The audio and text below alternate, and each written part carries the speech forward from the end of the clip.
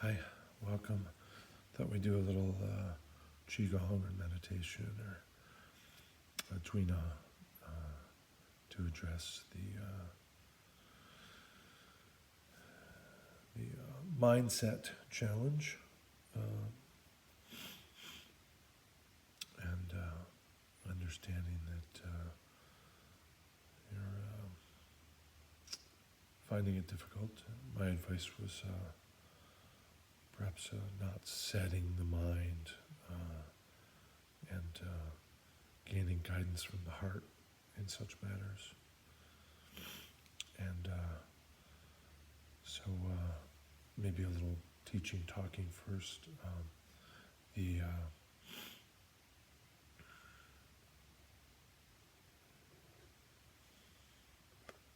mind is ever open, ever vulnerable,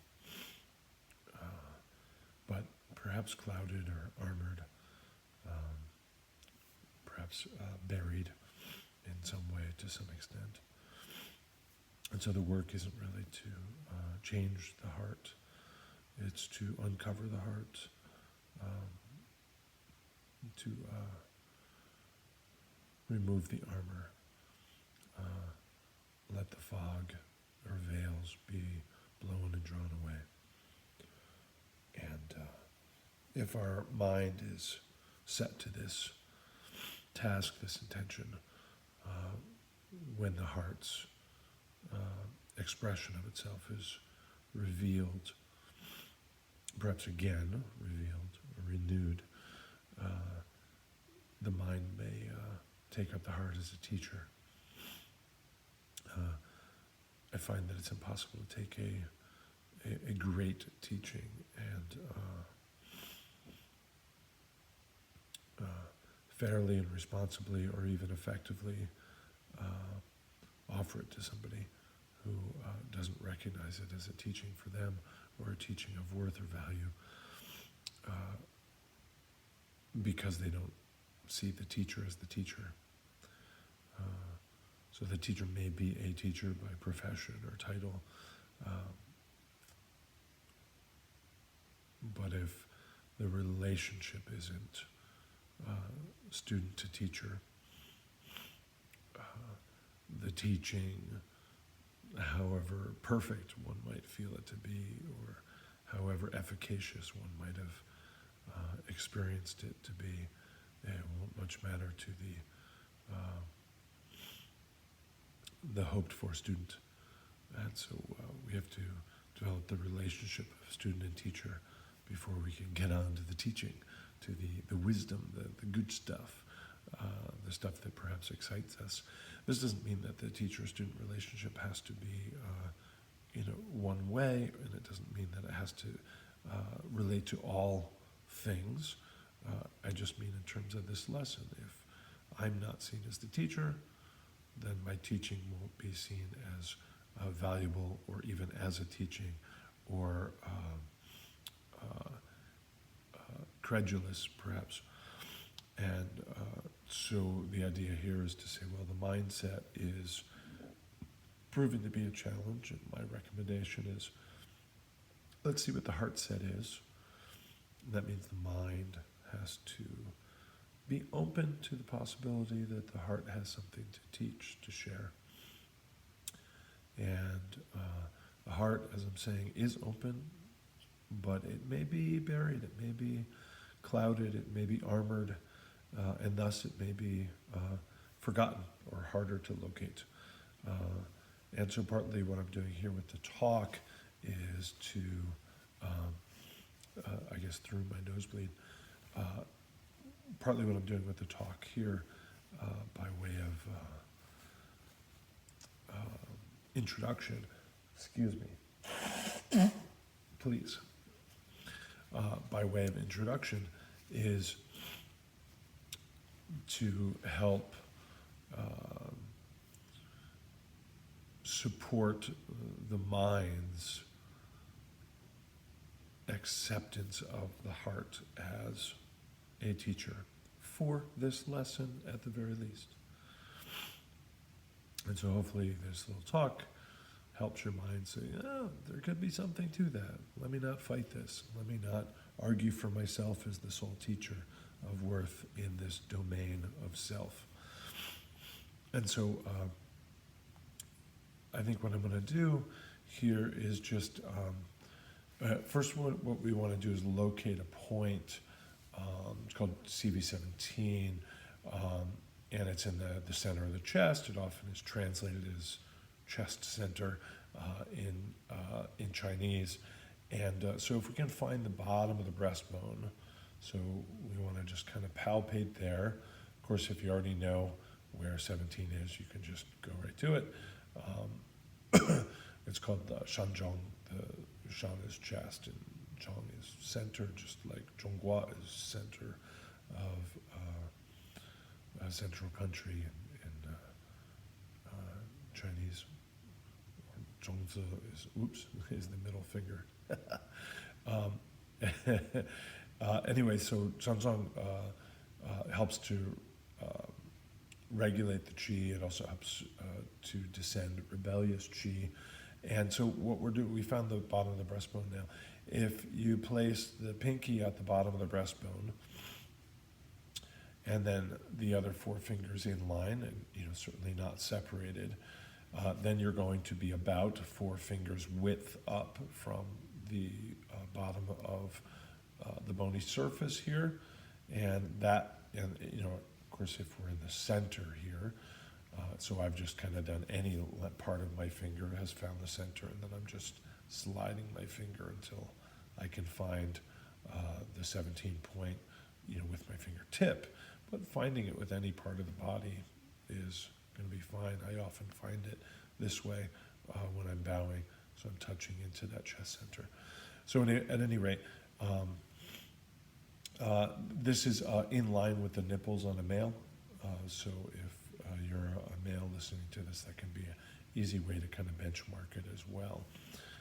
There are other measures, but that should help you find it. And if you don't quite feel that you're confident in that, you can press in with maybe 3 fingers, and one of them is going to be on it. If you're about close, one of them will be on it, and that's going to be just fine. So that's Zhōng. And what we're going to do is we're going to press in on this. This is really nice because this particular point, all energies of all the meridians concentrate here. It's one of the sea of qi points. It intersects with spleen, kidney, triple warmer, and small intestine. So there's 2 yin and 2 yang meridians. This is a command point for the whole upper jiao, the heart and lungs, the upper part of the chest. So I'm just pressing in lightly and allowing my breathing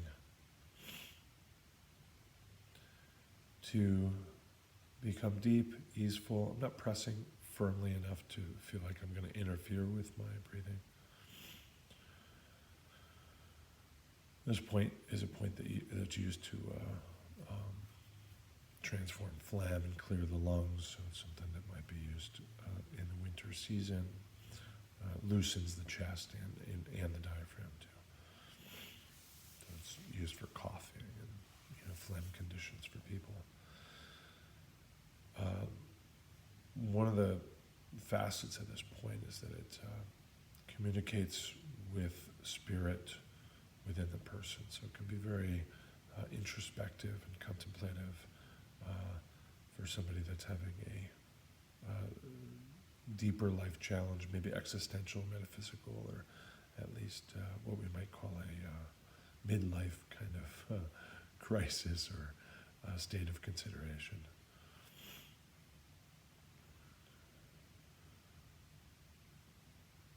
So this is really nice for the lungs and heart, the 2 kind of rulers of the body's energies.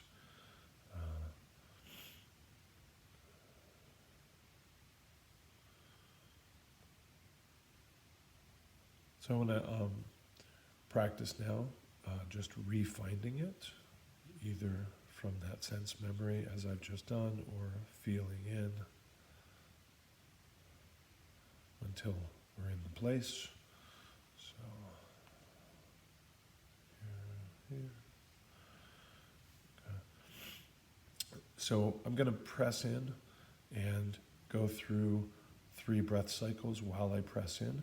I want to make sure that the pressing in is somewhat firm, but I don't want to engender tightness and contraction through the whole arm, chest, something that would encourage the breathing to, in fact, get shallower. So I want to press a little bit firmly, but I don't want to come out of a state of softness in the muscles in the upper body, chest, maybe back and shoulder. So finding the balance here. And let's just try and press in and hold for 3 breaths. Breath cycles in and out being a cycle.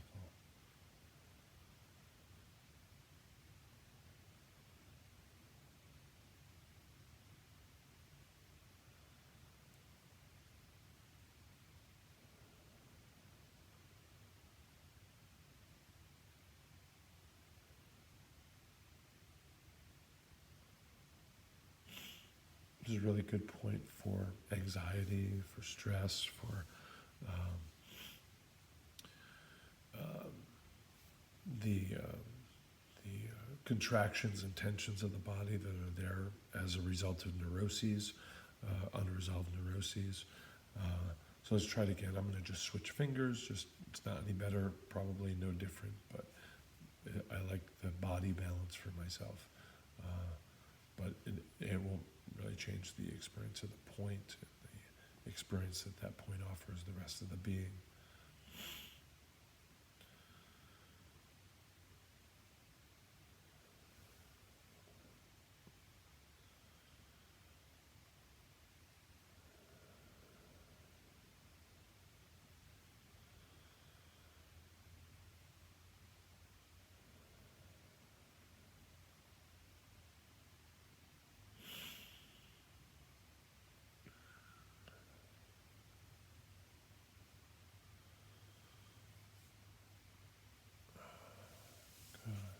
Now I'm going to tap it.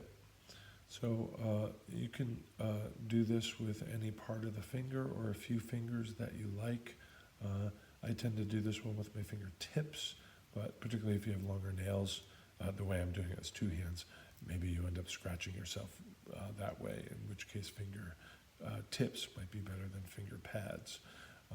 But either one will be fine, and I guess if you're a good drummer, you can sort of find a way to do this. I'll often actually do a version, I think I can reach it here.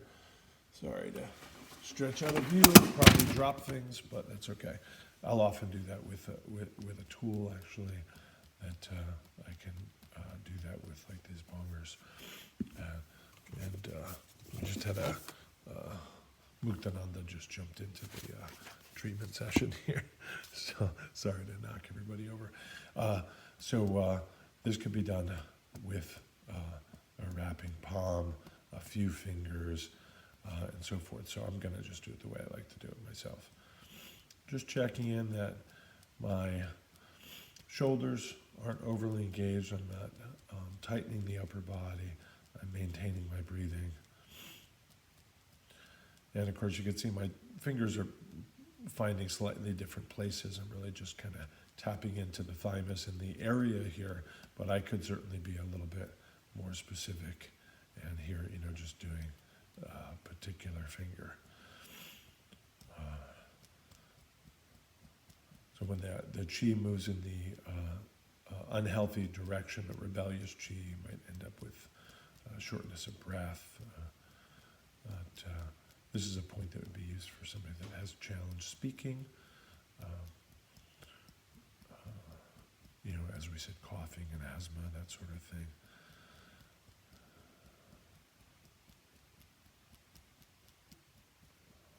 It's done for insufficient lactation as well.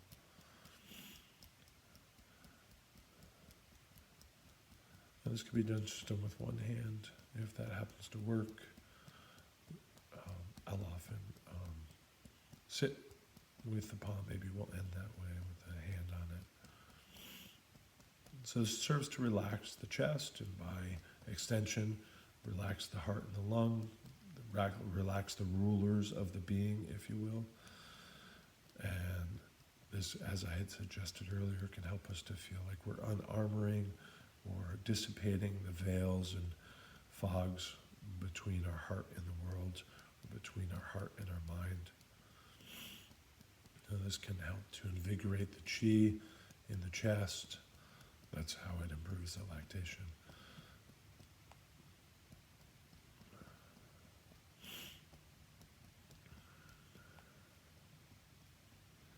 And I'm not following a prescribed rhythm. I'm really just trying to tune in to the preference of the body, trying to tune into what the body seems to prefer or enjoy, or perhaps admonish when I choose a poor rhythm or intensity. But I'm just trying to open to the suggestions of the being, the body, perhaps the heart space itself.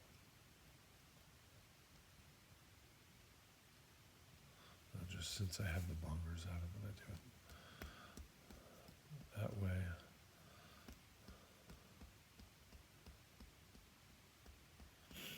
Shān, Shān 17.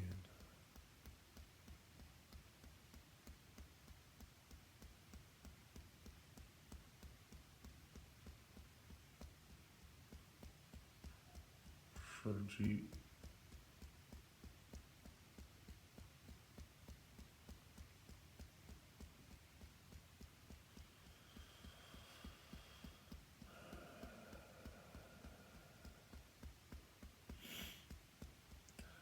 And all I'm doing is saying to my mind, hey, I heard there's a teacher over here. I also heard you might not think you need one. But nevertheless, we're going for a walk. And maybe we'll happen upon a teacher, and maybe you'll recognize that teacher. And if you do, I'll introduce you. And then it's between you two. So I'm not forcing, expecting, demanding anything.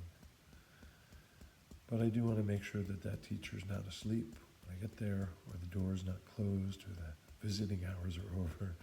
And so this kind of purposeful practice here is about making sure that it's unbound, that it's revealed, that it's unarmored. And slowly bringing my mind along where it might happen upon the teacher, and maybe even think it's done the discovery. So that the mind is not defensive about the teaching heart. The teaching heart is not overt.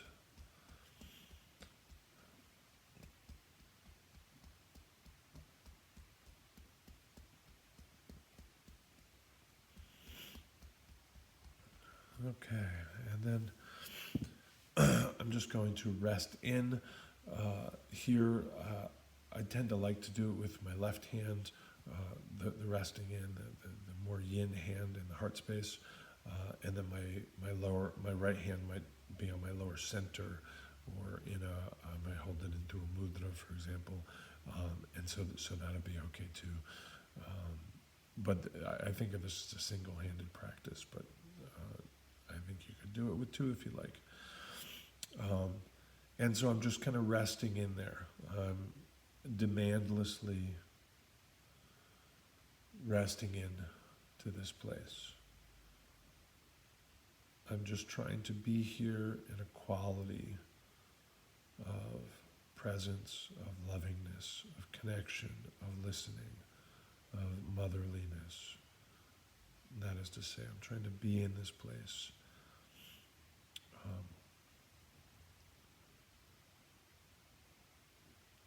With my hand in this quality.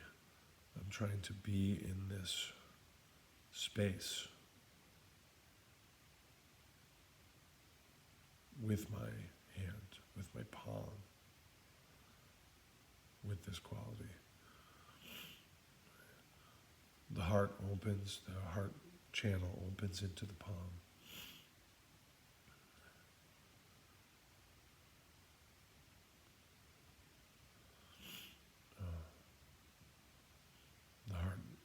channel ends on the finger that, that I was tapping with at one point, I think, too.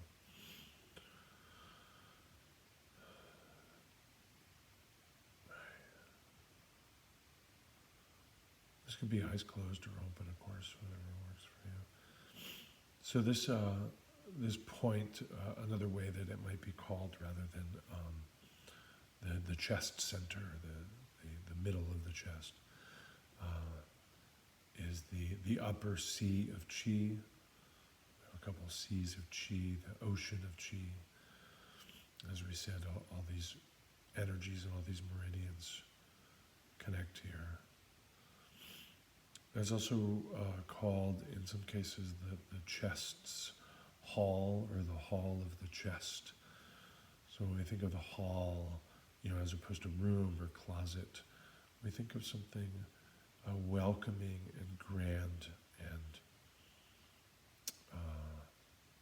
inviting, welcoming, a hall like a lobby.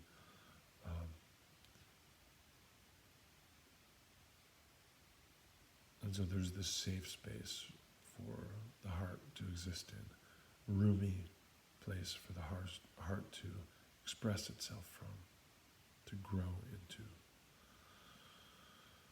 So chest hall can be a way to consider this, and then I'm just going to be sitting here with the qualitative hand that we've discussed after the practice, breathing, and maybe just considering, like, this is the chest hall. And what are the meanings that stem from that take? Upper sea of chi, I might sit with that take, that translation, that the suggestions that flow from that wording. And I'm just breathing, sitting in that.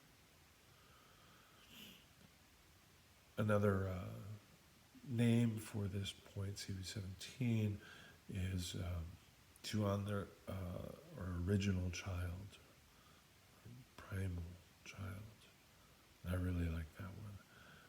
So that's what I might go to, even though it's less commonly heard. Original child, Zhōng.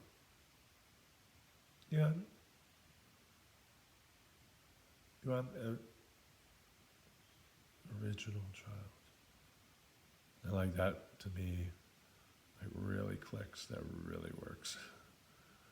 And so I'm just going to have a few breaths, maybe a bunch of breaths, maybe sit here for 10 minutes. Palm on the heart, left palm on the heart. Right hand in a mudra, or maybe on my lower center, supporting the depth of my breath. Some good posture, maybe eyes closed, breathing.